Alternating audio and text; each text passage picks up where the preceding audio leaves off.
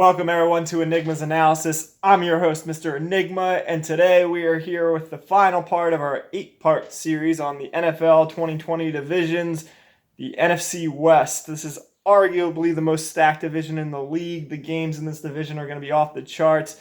Let's get to it, starting with the Arizona Cardinals. This is a team whose stock is most certainly on the rise. I'm starting to like them quite a bit. Big news for the Cardinals during the offseason was that they stumbled backwards into the easiest trade offer to accept ever. They took advantage of Texans head coach Bill O'Brien's surprising willingness to get rid of DeAndre Hopkins, arguably the best wide receiver in football. And all they had to give him in return was David Johnson, a running back who they were close to cutting anyway, and a second-round draft pick. I guess the Cardinals were the first team Bill O'Brien called, and then he didn't bother to hear any other offers. I got this wallet full of thousands of dollars, but I think I can trade it away for something better. That sounds pretty cool. I was just about to go put away this old Xbox 360. Sounds good to me. Do we have a deal? Okay.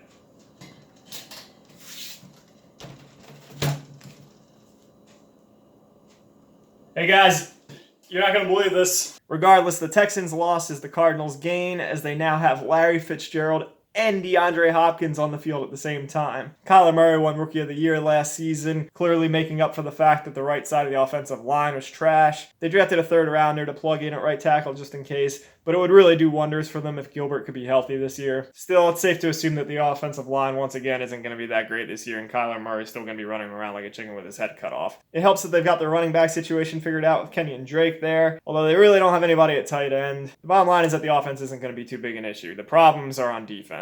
Now, last season, the defense was hot garbage, which is especially upsetting because you look at the roster, they got names like Chandler Jones, Patrick Peterson at corner, Budda Baker was a Pro Bowler, Jordan Hicks won a Super Bowl with the Eagles. But all is not lost for the Cardinals defense. There is hope. Robert Alford was injured at corner, so his return hopefully will help things out. Byron Murphy, their nickel corner, and Jalen Thompson, their strong safety, were both rookies, so it's fair to assume they'll get better. They grabbed Jordan Phillips on the defensive line and Devin Kennard at linebacker. And their first-round draft pick, Isaiah Simmons, in my extremely limited scouting college football opinion, is an absolute stud. Simmons has huge boom or bust potential, high ceiling, low floor.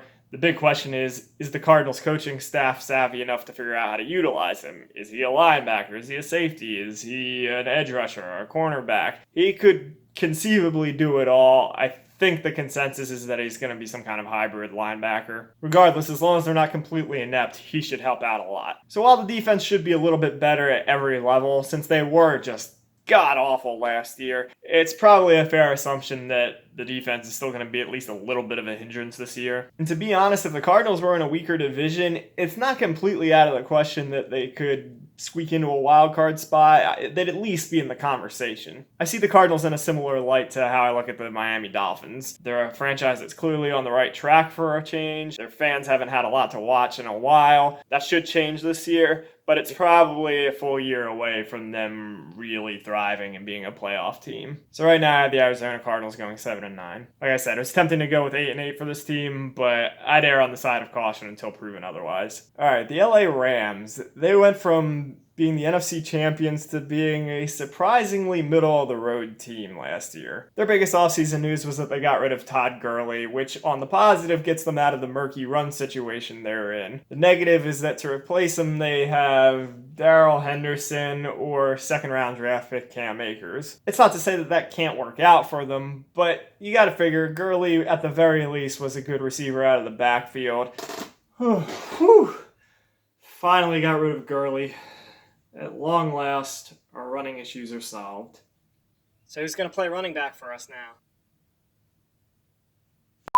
And really, the big picture issue for the Rams last season was that they became this 100% passing offense team. Now granted, they got Cooper Kupp, Robert Woods at wide receiver, Tyler Higbee at tight end, and Jared Goff is good, not great. So they're certainly not deficient in that department, but I wouldn't want it carrying my team. One of the easier narratives was that the offensive line play was not very good last year, and certain Rams fans would probably make excuses like, oh, there are injuries, there wasn't a lot of continuity, and that's fair enough. So there's an argument to be made that it'll be a little bit better this year, but I would put the absolute ceiling for the offensive line as decent. It's probably not going to be that good, which further complicates the running issue. More surprisingly, though, the Rams' defense became very average. A little bit better against the pass, a little worse against the run, middle of the road. And of course, that's with stars like Aaron Donald and Jalen Ramsey. During the offseason, they lost Dante Fowler Jr. and Corey Littleton. They picked up Leonard Floyd, and that's about it for really big changes during the offseason. The Rams run a lot of 3 safety sets on defense, so it's not too big a deal that they don't have a lot going at linebacker, but it is a little strange to see a team that weak at that position. But for how okay this team was last year, it's a little shocking that they didn't do more. It seems like they're still paying the consequences of going all in 2 seasons ago and trying to win the Super Bowl. I believe they have less cap space than any other team in the league, and they didn't have a first-round pick this year. Now, Sean McVay's coaching abilities should presumably lift them a little bit above the average mark, but we'll see how much of a coaching genius McVay is or isn't. I think more teams figured him out last year than anybody expected. Still, I think going 9-7 last season was their absolute ceiling. I think they were somewhat fortunate to do that. I think the division competition is even stiffer this season, and maybe I'm being a little harsh, but I just think they're a 7-9 team. Yeah. Now for the San Francisco 49ers, who, if it weren't for the freakish athleticism of Patrick Mahomes and Tyreek Hill, would be the defending Super Bowl champions right now. Just to be clear, I don't think you can place any blame on Kyle Shanahan. I also don't even think that Jimmy G should take a lot of heat. I think the Chiefs are just a freakishly good team that they could only hold down for 3/4 of a game. I mean, are you really going to hold it against Richard Sherman if he got beat out by Tyreek Hill a few times? Still, the good news for the 49ers going forward is that this year's incarnation is not a drastically different team from last year's. For example, they lost Matt Breida at running back, but this is a team where it seems like you can plug literally anyone into the running back position, and just due to the genius of the scheming, it'll work. I mean, at this point last year, could you have told me anything about Raheem Mostert? Hey, check this out. The 49ers have a posting on Craigslist. Do you have functioning legs? Have you ever wanted to play running back in the NFL? Are you willing to relocate to San Francisco? They traded away DeForest Buckner to the Colts, and they did draft his replacement in the first round. But in my opinion, the loss that hurts the most is Emmanuel Sanders. They drafted Brandon Ayuk in the first round out of ASU, which I think is a great pickup, but that doesn't mean he's going to be Emmanuel Sanders right away. As of this recording, Deebo Samuel has a foot fracture, so he's going to miss some time, but he won't be gone that long. So with all that in mind, it's very tempting to say that the Niners are going to start off the year slow. But to be honest, the first half of their schedule is quite a bit easier than the second half, so if they're going to rack up wins, they got to do it right from the jump. I think they're largely up to the task. The pass defense was first in the league last season. I don't really see any major reason why that would change this year. The running game might be even better because now they have Trent Williams at left tackle, who, no disrespect to Joe Staley, but that is an upgrade. Admittedly, no Emmanuel Sanders means they're going to have to figure out a young receiver core yet again this year. But as long as they got George Kittle at tight end, that's mitigated a little bit. Heck, this is a team where the fullback is largely a big part of chunk plays. And who knows, every once in a while, Jimmy Garoppolo might even throw a pass. This team's brutal against the run. Jimmy, I think we're going to need to pass the ball. Whoa, hey, come on, coach, let's not start talking crazy here. Come on, there's got to be some way around this. There's got to be something else we can come up with. Okay, I'm kind of kidding about that. I actually think Jimmy Garoppolo is a pretty good quarterback. Yes, he missed the throw in the Super Bowl. Yes, there's plenty of games where he doesn't have to do much of anything. But there were definitely games last year where he threw for 300 yards. He's definitely capable. Sorry, not every team's going to get a Patrick Mahomes. That's just the way it is. So I think by the end of the regular season, the 49ers will be the best team in the NFC yet again, or at the very least, really close to it. I have a bit of a nasty tendency to assume that things are going to stay the same year to year. So while I've got the 49ers going 11-5, I'm going to predict that they don't win the division. For one reason or another, namely Russell Wilson. The Seahawks were the 49ers' kryptonite last year. It's easy to forget, but the Seahawks were 2 yards and some surprisingly bad clock management away from taking the division title from the 49ers last year. We'll get into that a little more in a minute. I think the Niners pick it up in the playoffs, and as of right now, I've got them at least going to the NFC Championship, but to be honest, I think they might be due for a return trip to the Super Bowl. I practically have an annual tradition with the Seattle Seahawks of selling them short. I always think they're going to be average-ish, and then somehow or another they make the playoffs. I don't think that's entirely stupidity, though. I think Russell Wilson makes this team substantially better than they should be. Wilson's superpower, aside from throwing a really good deep ball, is to be able to somehow run around like an idiot for 20 minutes straight and nobody's able to sack him. I mean, Tyler Lockett, DK Metcalf, they've got a pretty strong receiving core to begin with, but you'd be able to get a lot of chunk plays too if your quarterback was able to run around until the defense basically passed out from exhaustion trying to cover you.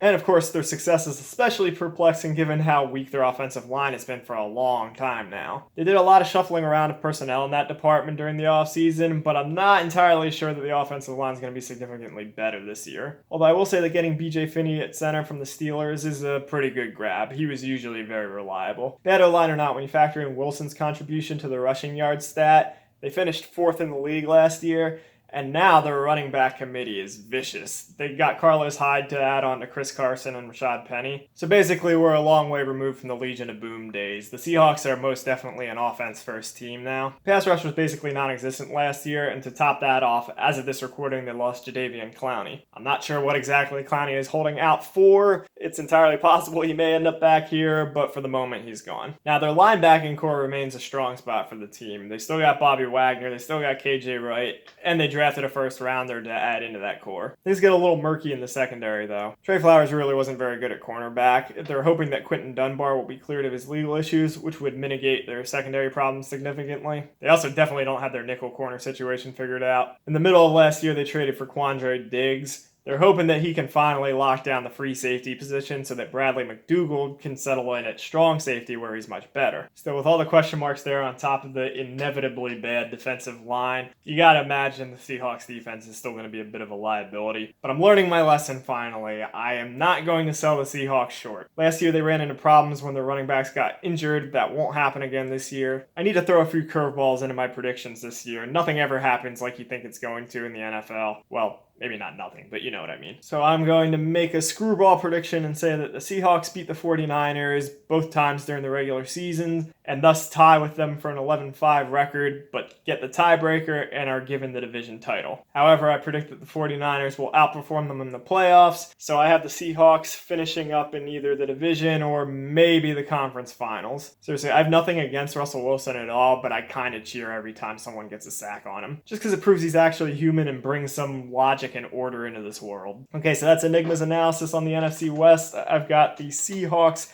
at 11-5, winning the division despite being tied with the San Francisco 49ers, who also go 11-5.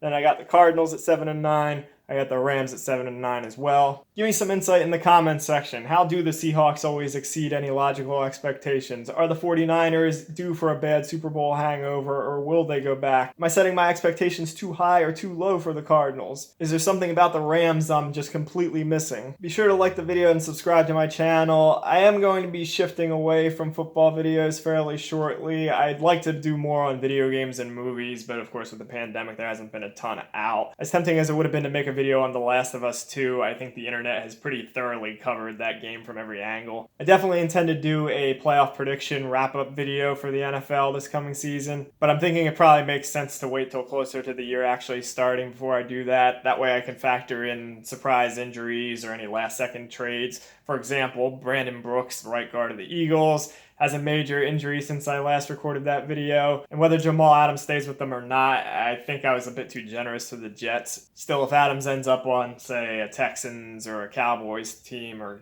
God forbid the Ravens, I think that would be a reason to shift expectations a little bit. But the bottom line is there's going to be more content, so thanks for watching and stay tuned. Enigma out!